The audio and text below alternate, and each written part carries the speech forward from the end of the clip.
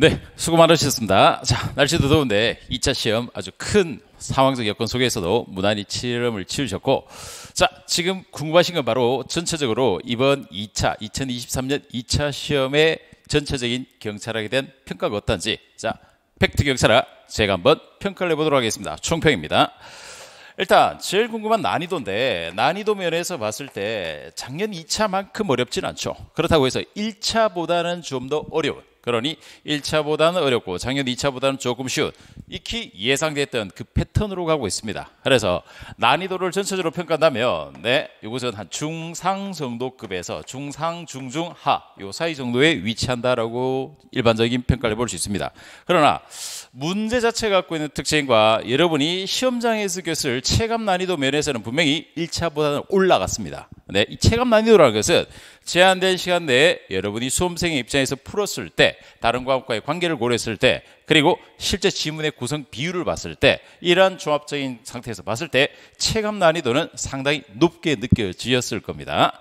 자, 그리고 분포적인 측면에서 볼 수 있는데, 분포로 봤을 때 문제의 배열이라든가 분포 전체가 골고루 분포는 되었습니다만, 특히 경찰사에 해당하는 문제가 한 문제 정도 들어왔었고, 경찰사에 해당하는 한 문제고, 요게 한 문제 들어왔었고, 그리고 강론에 해당하는 것들이 대략 한 7문제 정도 분포를 갖고 있고, 그리고 이론과 경찰법과 관련되는 내용들, 자, 요런 것들 관련해서 경찰 행정과 관련되는 내용들 같은 경우에는 한 3문제 정도가 분포되어 있었죠. 나머지는 이론과 법에서 분포하고 있는데, 자, 여기서 또 하나 특징적인 게 좀 있습니다. 이번 시험에서는 뭐냐면, 과연 기존에 여러분이 경찰행정법에서 그렇게 두려워할 만큼 그런 소문처럼 나왔냐? 아니었죠. 그렇죠.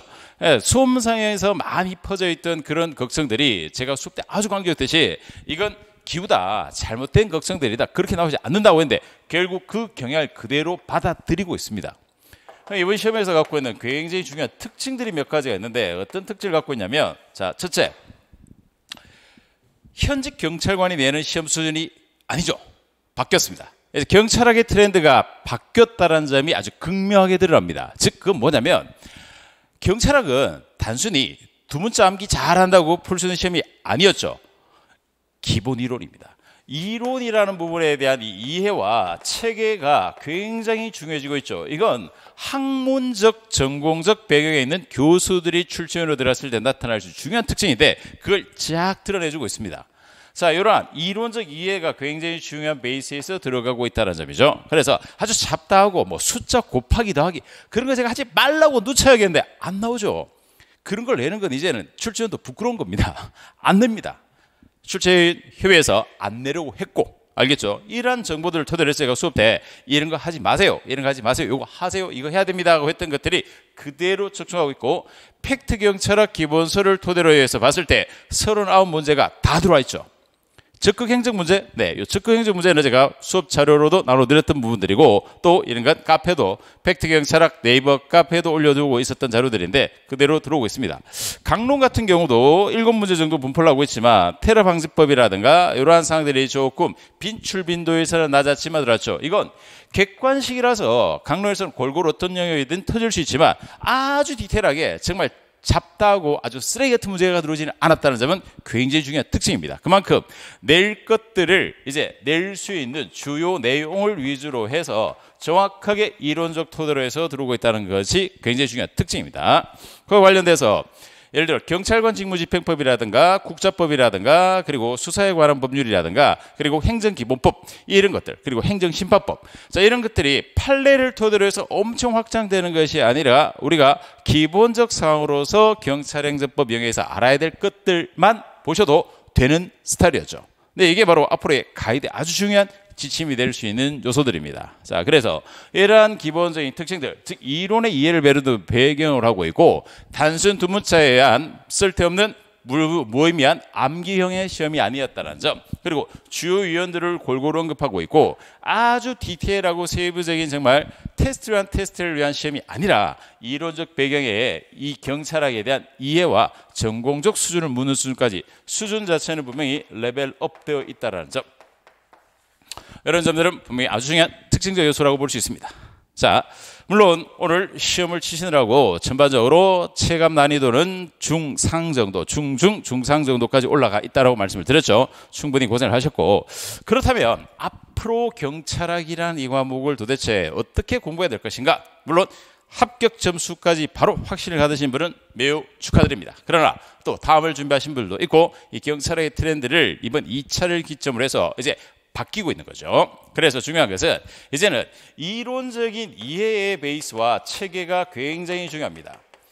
그리고 디테일하게 나타나는 이 객관식형 스타일의 문제들이 있습니다. 이 객관식형 문제 스타일들, 이런 것들은 이제 훈련의 과정이 좀 필요한 거죠. 그러니 단순 기출을 무한 반복해가지고 암기하고 끝장낸다, 아주 비효율적이고 떨어지게 한 공부가 될 겁니다. 이런 공부를 하시면 안 됩니다. 알았죠? 그리고 모의미한 두 문제 암기라든가 암기를 한 암기에 암기 테스트하는 시험이 아닙니다. 여러분은 경찰관으로서 경찰학의 토대에 이론적 무장이 되어 있는가를 객관식으로 체크하기 위한 시험이었다는 것이 이번 시험에서 아주 경향성을 잘 드러내고 있죠. 특히 교수들도 그런 스타일을 묻고 싶은 겁니다. 그래서 지문적 스타일에서 접근했을 때 기존의 경찰학에서 기출 반복 형태가 아니라 특히 경찰 행정학 파트에 들어오고 있는 예산 이론 문제라든가, 그리고 관련돼서 조직 구성의 원리라든가 이러한 사항들, 특히 예산 문제 같은 경우는 저희가 수업 시간에 설명드렸듯이 바로 이제 전공적 수준에서 PPBS라든가 제로 베이스 갖고 있는 영역까지 들어오고 있죠. 자, 이런 것들이 확장되고 있는 것들입니다. 그러니 기존 걸 계속 반복해서 떨어질 것인지, 새로운 경향에 맞게 팩트 경찰학에 제대로 공부하셔가지고 정확한 공부에 고득점을 할 것인지 정확하게 결론은 나올 수밖에 없는 시험이었습니다.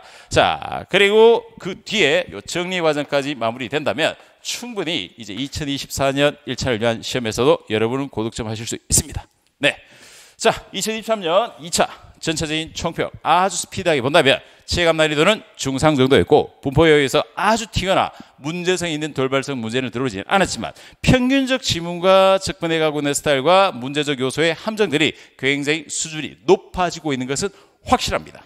네, 그래서 암기가 아니라 이해를 하고 경찰학을 전공적 수준에 조금 접근을 하셨던 분들은 고득점 하셨을 거고, 단순 암기에 지엽적인 두 문자만 외우신 분들은 분명히 아주 낭패를 볼 수 있는 시험이었죠. 경향성으로 봤을 때 이제 현직 출제위원급에 있는 교수들이 들어와서, 현직자가 아니라 교수들이 하고 내놓고 있는 스타일에서 지역 경찰 사회 활동이라든가 이런 경향들은 충분히 들어올 수 있었고, 예상한 대로 예측대로 그대로 돌았습니다.